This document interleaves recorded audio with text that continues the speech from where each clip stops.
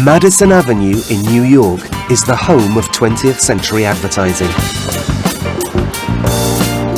In the 1960s, almost all of America's major advertising companies had offices here. These companies created advertisements which they painted on billboards and broadcast on television and radio. It was the golden age of the Mad Men, and the style of advertisements they created influenced the world for decades. We're still fascinated by this world, and people still use Madison Avenue as a term for the entire advertising industry today. But things have changed a lot since then, and the single biggest change is the internet. The internet, and social media sites in particular, allow people to not only view the advertisement, but interact with it in a way that wasn't possible with traditional media. This has completely changed the advertising industry. Madwell is a digital design and advertising agency that creates social media campaigns for several major companies. They start by creating short social media posts for their clients. This isn't easy, and sometimes these short messages, often only 140 characters, can take up to 2 months to write. First, the social media team meet with the company and choose the general theme. Then the designer creates an image for the ad, and the copywriter writes a message to go with it. The client and the team then review the ad until it's perfect. When it's ready, they send it out on social media. But unlike traditional TV, radio, or newspaper advertisements, the agency's job doesn't end there. They watch each advertisement closely so they can see what people are saying about it. They can also join in the conversation and talk directly to customers. So, what does this mean for modern advertising? Advertisers can be much more specific.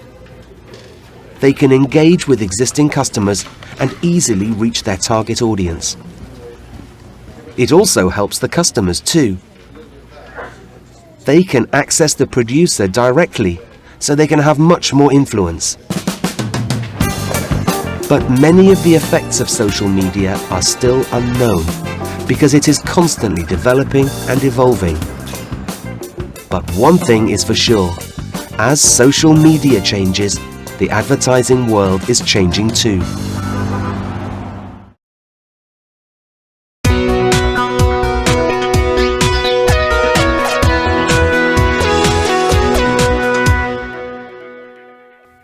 Today I want to talk about the importance of stories. Personally, I love all stories. They can educate and entertain and tell us a lot about who we are and where we come from. After all, people have always told stories. Every culture in the world has its own tradition of storytelling, and from the moment we are born, stories are an important part of our everyday lives. But did you know that many of these stories from all over the world share the same basic story? In fact, some experts say there are only 7 main plots. They say that all stories, from century-old folktales to modern blockbusters, fit into one of these categories. There's the monster plot, where an enemy threatens a community until it is defeated by a local hero. Examples of this include Dracula and Jaws.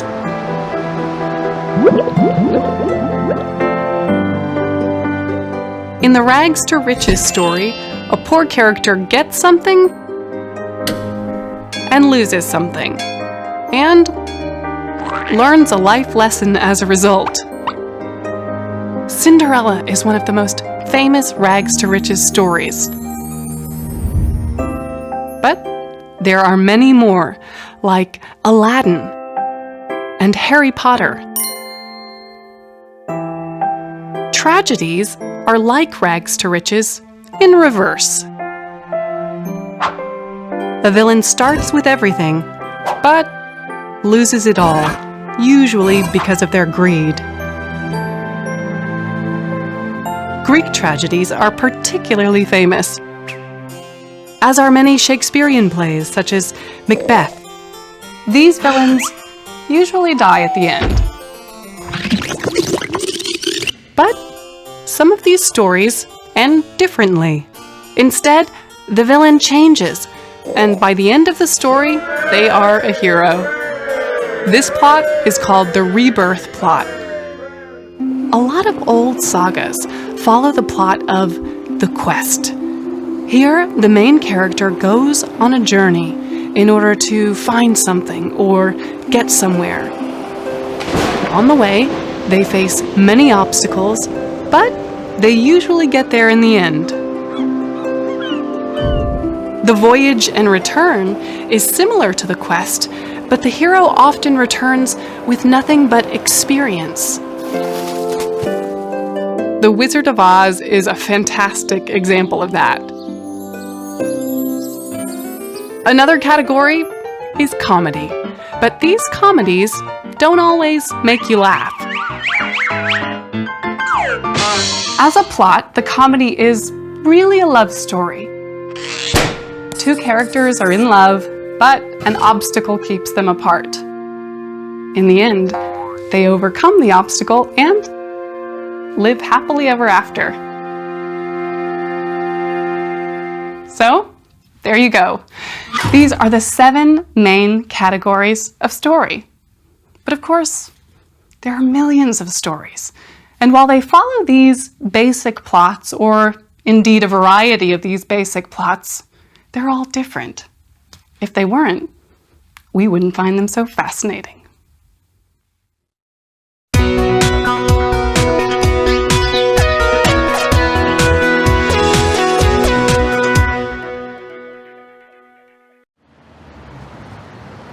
Hi, I'm Debbie, and I'm here at the Museum of London.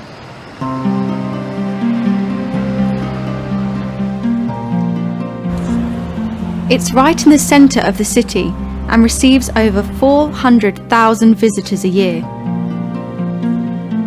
The museum tells a story of London through the ages. I've come to see an exhibition about life in 1914.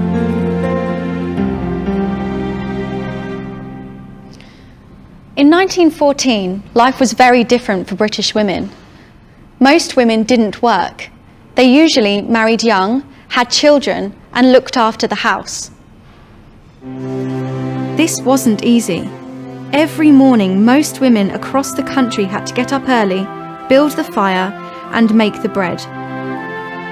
All this before breakfast. If they did work, they usually worked as maids or in shops.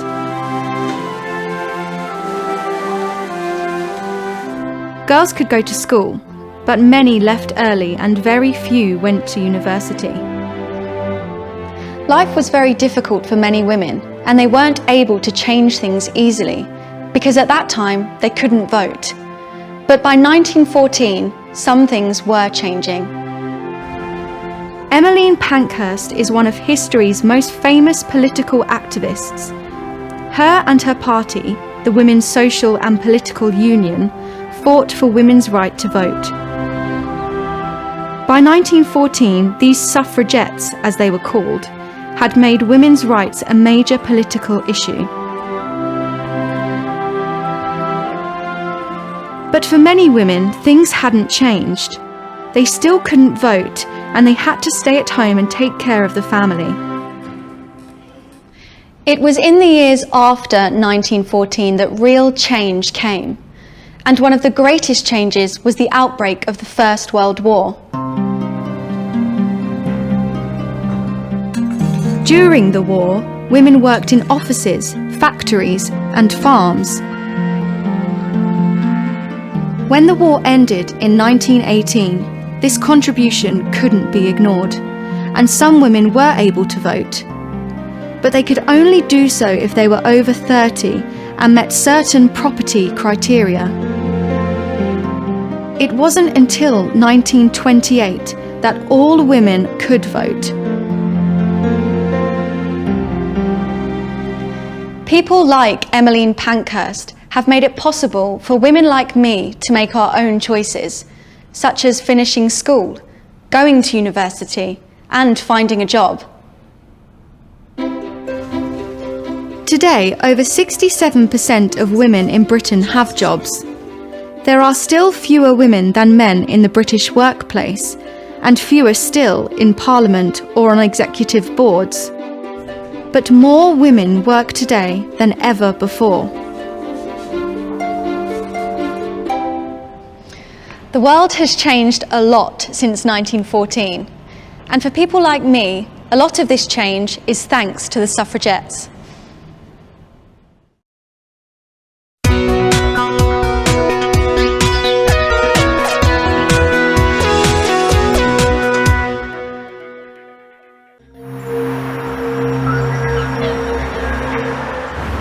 Seoul is one of the most technologically advanced cities in the world. It has the world's highest broadband penetration and is home to some of the largest technology firms on the planet, including LG and Samsung. But Seoul is also one of the world's most crowded cities. Around 10 million people live in the city itself, with a further 15 million people living on the city's outskirts. The population's density is twice that of London and 5 times that of New York. But city planners are working on a solution to this problem. They are building a whole new city. Songdo is just over 50 kilometers from Seoul. It's a smart city that uses technological innovation to offer Koreans the kind of lifestyle they can't find in the capital. The city sits on 1,500 acres of land that used to be under the sea. Green areas like these make up 40% of Songdo, including a large park at the center of the city. Surrounding the park are rows of skyscrapers, including the Northeast Asia Trade Tower, the country's tallest building.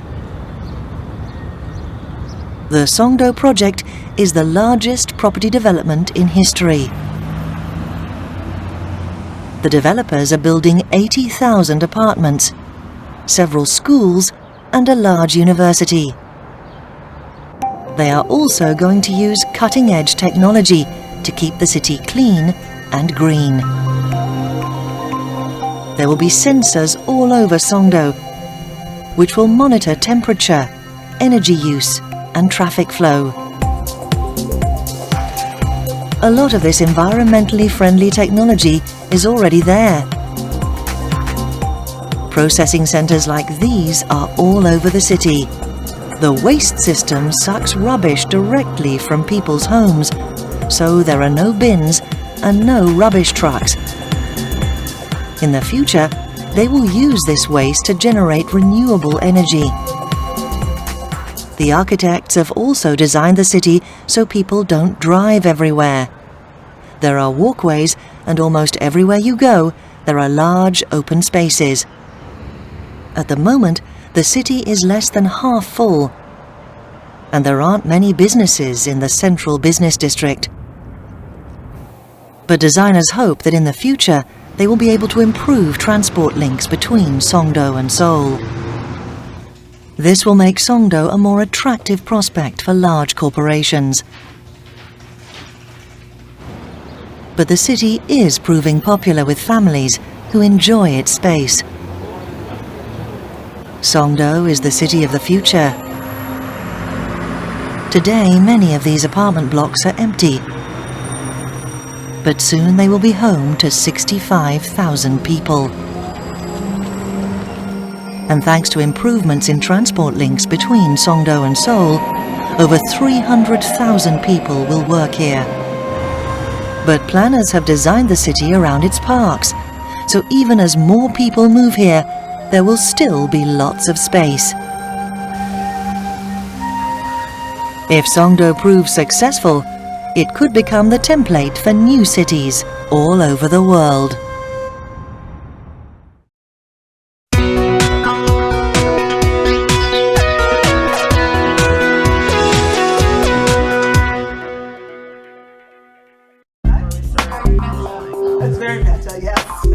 Over the last century, filmmaking has become one of the world's most important art forms. And today, thousands of people dream of being involved in the movies. But once you decide to become a filmmaker, what do you do next? Enrolling on a film program is a good place to start. Twilight, you film in that scene, it is during the day. This is the City College of New York. It opened in 1849 as a free center of education. It was for the children of families who couldn't afford to pay expensive university fees and offered courses in many different subjects, such as mathematics, literature, and philosophy. In 1941, the college started its Master's Institute of Film Techniques program, and there has been a film production course here ever since. Today's course is a 2-year degree with 4 semesters. It focuses on every part of filmmaking, so students know how to create a film from original idea to finished product. There are only 25 places on the course, so the classes are small. This encourages students to work in small groups and means that they have a close relationship with their teachers. This is important as filmmaking is a collaborative process. For the next 2 years, these students will work together a lot on each stage of a film's development. At the moment, these students are working on a script. It's important the script has an exciting story, but it also has to be realistic. After all, these students will have to film and edit it with a limited amount of time and money. These students are shooting their film. Each person has a different role. Nick is the camera operator. Louisa is recording the sound, and Simon is directing the actors. Sometimes the students swap roles, so they understand every part of the process. A little late for warnings, do you think? They don't have a lot of time, and they need to get it right, so there's a lot of pressure. This group have already finished shooting their film and are editing it.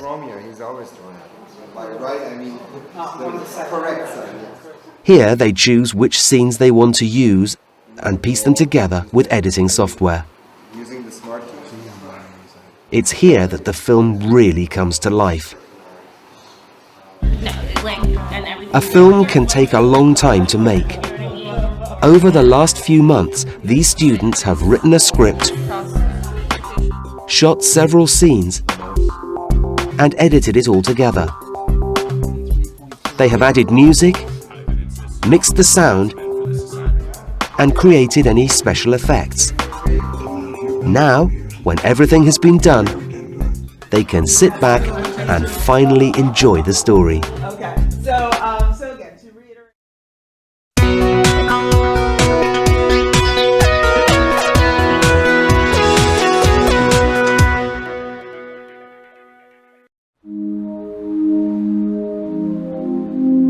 Northern Chile is one of the driest places in the world.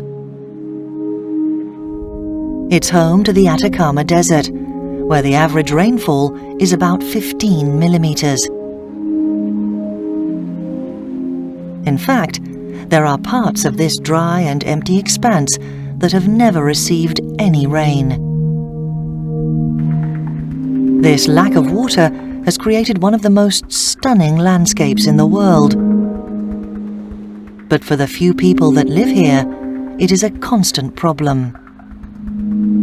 It has forced many Chileans to look into alternative water sources, both for drinking and for growing plants and crops.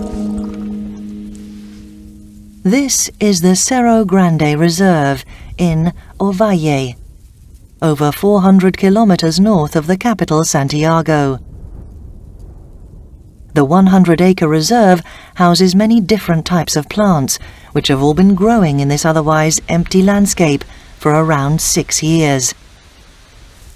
They survive thanks to these fog catchers. Despite being the driest place in the world, Chile has a long coastline, and you are never very far from the ocean. The wind pushes mist in from the Pacific across the land, so fog is a common weather phenomenon here. And as the fog rolls in, these nets wait for it.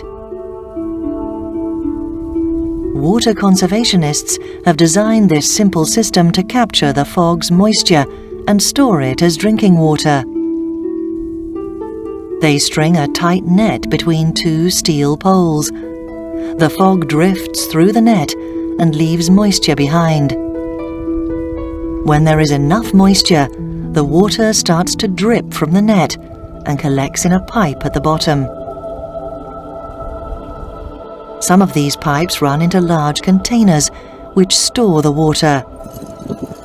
The locals clean this and use it as drinking water. Some of the pipes run directly to the plants and crops that are growing in the reserve. The experts that created this technology believe it can help people all over the world, because these fog catchers are cheap, simple, and easy to transport. But people have been sourcing water this way for centuries. In fact, the Incas had a similar method, where they collected moisture in plants and trees. Today, the combination of these ancient techniques with modern technology has proven a great success.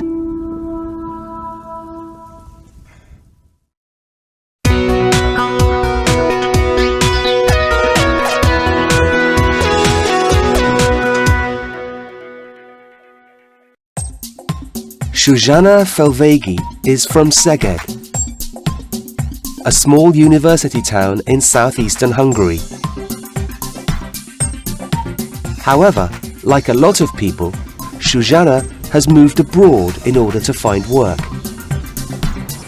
She now lives in Oxford, where she has lived for more than 4 years. Here, she talks about her life and work in a new country. What did you do in Hungary? I taught English and German in a secondary school. Why did you move to England?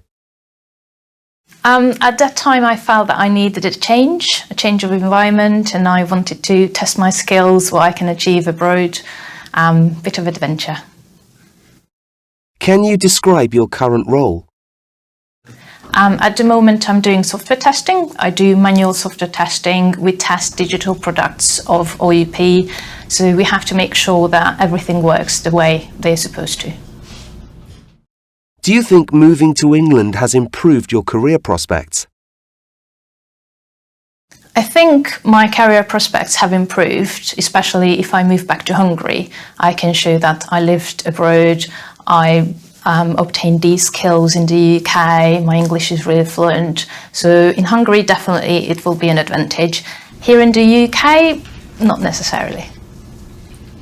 I don't think I would have been able to change jobs that easily in Hungary if I had stayed there, because there aren't that many jobs available, unfortunately. So I think I would have got stuck in my teaching role if I had stayed there. Moving to a bigger country has definitely helped my job prospects, because a bigger country means bigger companies, more opportunities, more options. How difficult is it to get a job in Hungary at the moment? In Hungary, the job situation is not the best at the moment, unfortunately. So there are quite a lot of people who move abroad, mainly Germany, Austria, the UK, and they try their luck there.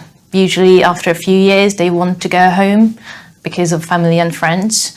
But I know quite a few people who have been here for a good 10 years, but they are still planning to go home eventually. What are the major differences between living in Hungary and England? I think one of the major differences is the cost of living. Here everything is so expensive. Renting a flat on your own is almost impossible. The bills are really expensive, council tax is really expensive. Back in Hungary, renting your own place is more affordable. What about differences in the way people work? A typical working day in Hungary is 8 hours plus lunch break. Here in the UK it's usually 7.5 hours plus lunch break. So working hours are longer in Hungary, and also people start work at 8 o'clock or latest 8:30, and here in the UK 9, 9:30, 10. It depends what kind of company you work for. And also here in the UK people are more willing to commute to work. They sit in their cars for 40 minutes every day. In Hungary, people would probably try to find a flat in that town where they worked instead of commuting every single day. Would you like to move back to Hungary? I'm not sure. It depends how things work out here in the UK. I might move back. I don't know yet. I don't think I will move anywhere else because starting anew somewhere, it's quite difficult. It can be really nerve-wracking finding a place of your own to live in, finding a job, opening a bank account, all those official things. It can be quite tricky and difficult. How about in your career? What would you like to do in the future? I think in the future I would want to develop as a software tester, but maybe in 10 years' time I will do something completely different because I'm interested in quite a few things. So we'll see.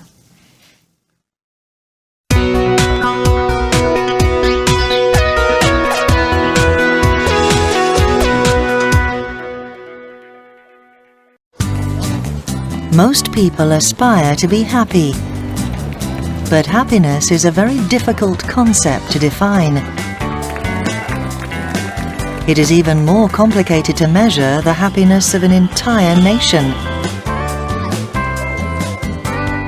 But the UN World Happiness Report attempts to do exactly that. The paper tries to measure each country's levels of happiness by analysing a population's overall satisfaction in different areas.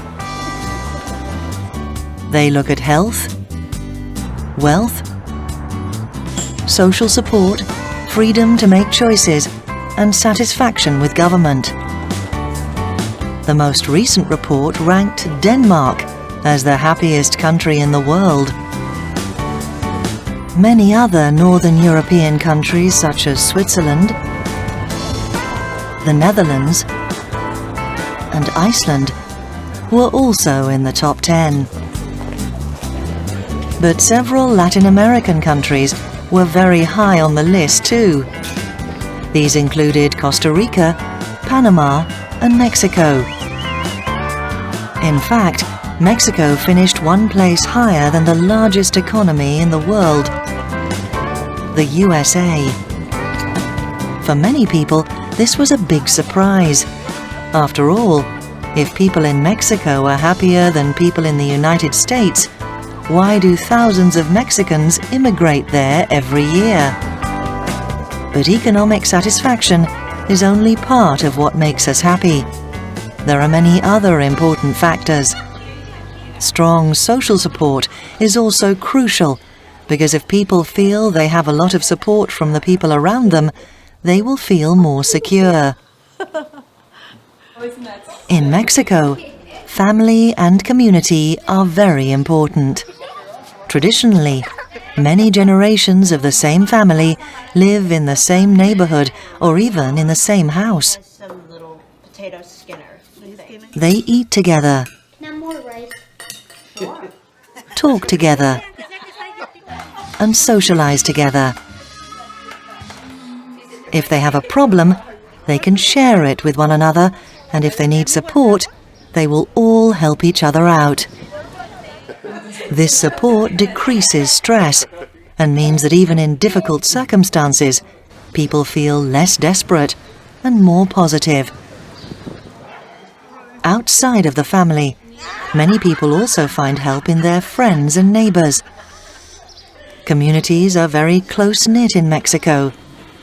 Communal parties are very common in Mexican neighborhoods, and families, neighbors and friends spend lots of time eating and socializing together. They enjoy each other's company and relax in the sun. Of course, the weather helps. People might not be so keen to meet on the street, in neighbors' gardens or in parks if the weather wasn't good. Happiness is a complicated concept, and there is no single factor that determines it. But the example of Mexico shows that our relationships are extremely important. If we can develop strong bonds with the people around us, we will all be happier.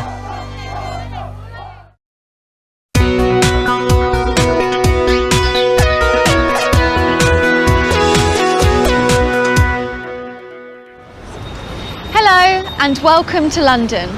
I'm Debbie, and today I'm going to look around one of the city's most popular tourist attractions, the National Portrait Gallery. But before I go in, I have to do something very important. Take a selfie.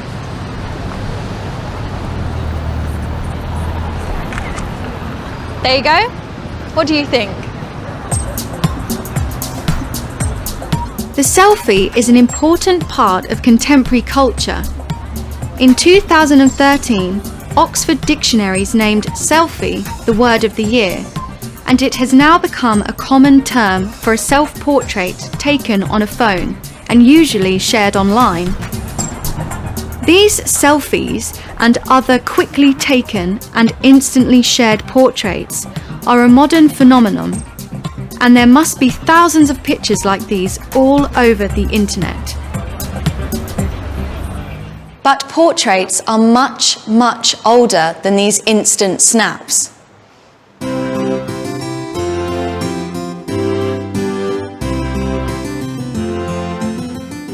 A portrait is an artistic representation of a person. Some of the world's earliest examples of art are portraits. And for centuries, people have created images of people for both historical and artistic purposes.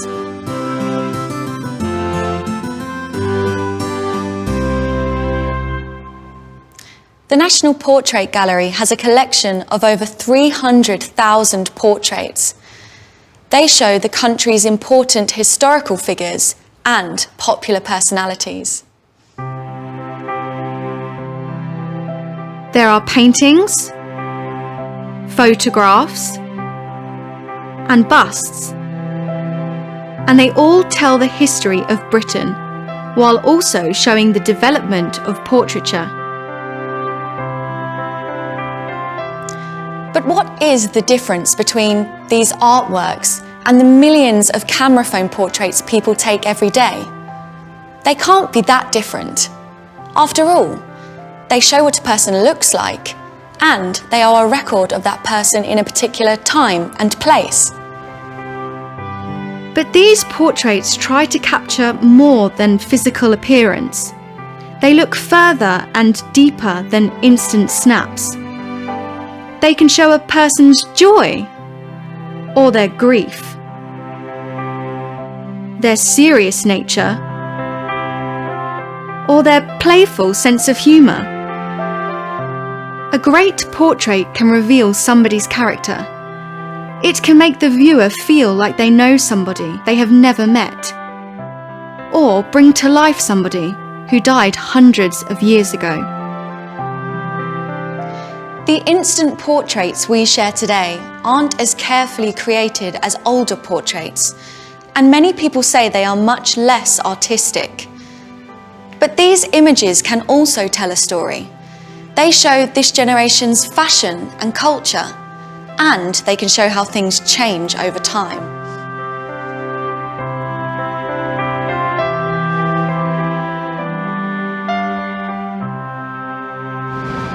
In fact, in 200 years from now, historians could be using these selfies as a record of the 21st century.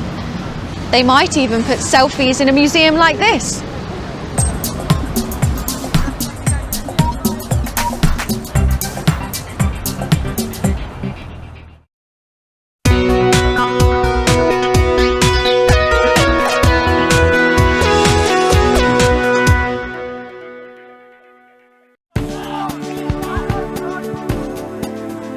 Modern football is big business. Top players can earn hundreds of thousands of euros a week and can be sold for over 100 million euros. The world's biggest clubs have revenue of around 400 million euros, and the Premier League, the world's biggest football league, earns almost 3 billion euros a year. This money is attracting some of the world's richest individuals. And many clubs in England's Premier League, Spain's La Liga, Italy's Serie A, and France's Ligue 1 are now owned by wealthy investors. But the world's other top league, Germany's Bundesliga, is different. Here, clubs are controlled by their fans. This is because the Bundesliga has a 50% plus one rule, so the majority of the club must be owned by the supporters. This means decisions are made for the benefit of the club rather than rich investors. Take Borussia Dortmund, for example.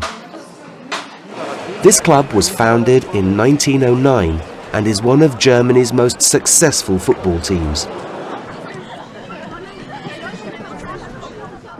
They have won the Bundesliga 8 times, the German Football Cup 3 times, and the Champions League once. Recently, they won the league in 2011 and 2012, got to the Champions League final in 2013, and had 4 players in Germany's World Cup winning squad in 2014. Over the last few years, they have been one of the best teams in the world, and this success has made them one of the richest too. But Dortmund's tickets are still affordable. The cheapest ticket price for this match is only around 16 euros, and the most expensive is around 76 euros. This is compared to Chelsea, where the most expensive ticket costs over 100 euros, Barcelona, where it is 300 euros, or Real Madrid, where it is over 500 euros. It's no surprise then that the club has the highest average attendance in the world. Almost 80,000 people come each week to see the Black and Yellows play, and the stadium is famous for its fantastic atmosphere. Dortmund fans are known all over the world for their passion and loyalty. And as they support the club supports them too. They are involved in lots of community initiatives and play an important role in local youth teams. Most importantly, they work hard to achieve sporting success, so the city and its people have something to be proud of. And as long as the fans and the club continue to cooperate, it will enjoy success both on and off the pitch.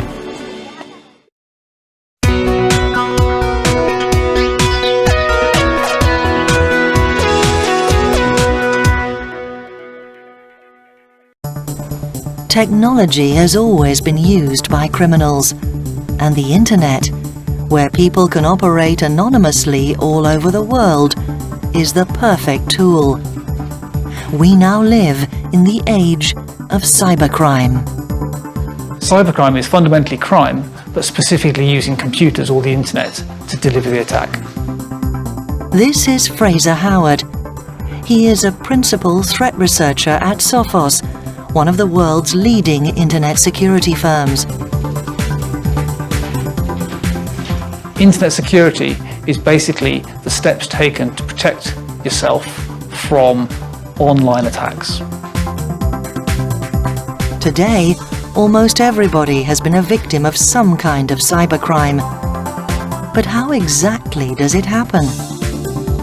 Here, Fraser talks us through an example of cybercrime.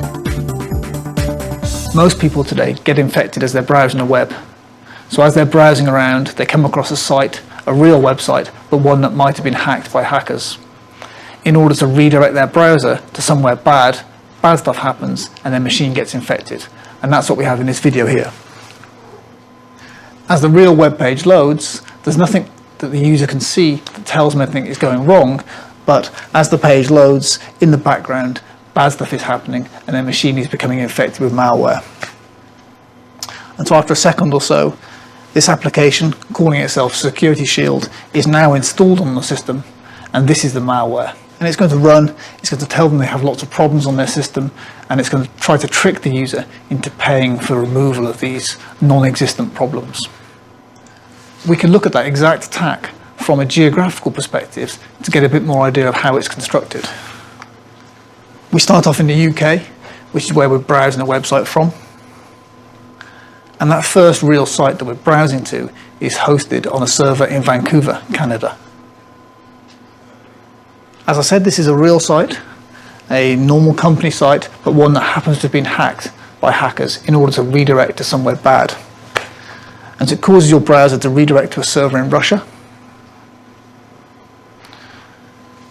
This server in Russia then bounces your browser onto another server, this time one in the United States.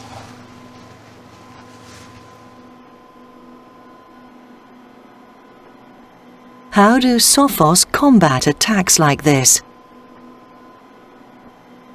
The thing you notice with that attack is there's a sequence of steps involved before the user actually gets infected. They browse the real website, they're redirected to another site, they're redirected again before finally getting infected with the threat of the malware itself.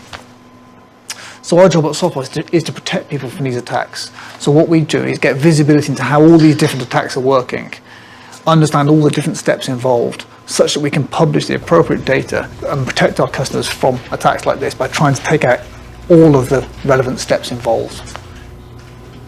But it isn't easy. Cybercrime is changing all the time. One of the ways in which cybercrime is changing is the target, the actual data that the criminals are after is changing in form. Rather than just being focused on information stored on a computer, we're now looking at information stored on mobile devices. There's a broader range of attacks that therefore become possible, and when we think about security and how we secure our information, we're not just looking at securing computers, we're looking at securing our home networks, our mobile phones, our tablets. To respond to the changes in cybercrime and the types of attacks that the criminals are using, internet security also has to continually adapt. And so internet security nowadays provides solutions that aren't just focused on your computer, they're focused on your entire business network or even your home network across multiple devices, multiple computers.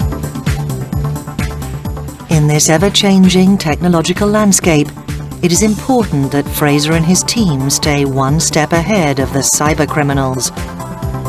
This research means we can adapt to new threats, and we need to adapt in order to survive.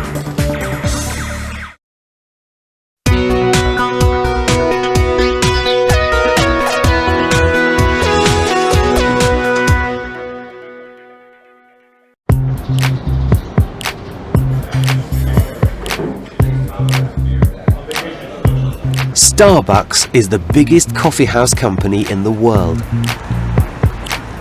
There are over 20,000 stores in around 65 different countries. The company's growth has been remarkable, and thanks to its innovative advertising campaign and aggressive marketing strategy, it now dominates the industry.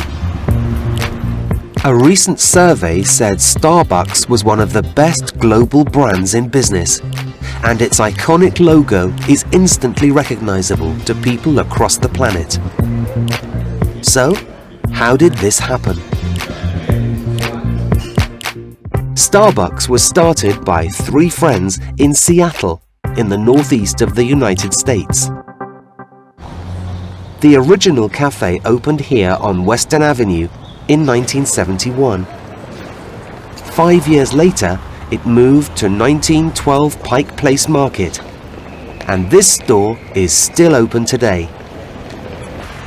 Over the next decade, Starbucks grew, and by 1986, there were 6 Starbucks cafes in Seattle.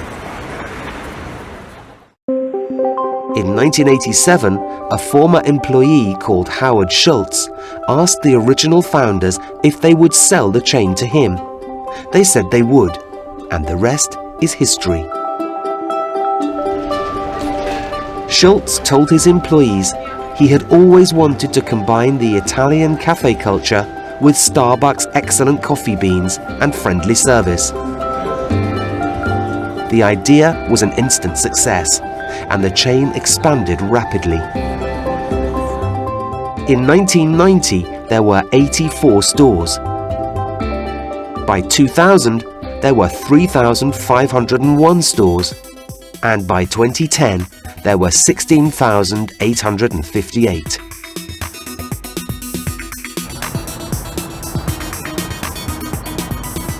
This is the Starbucks Center, the company's center of operations. It has a reach that extends all over the globe. But there have been criticisms of Starbucks' rapid expansion. Some say that Starbucks have become too big and have an unfair advantage over smaller local cafes.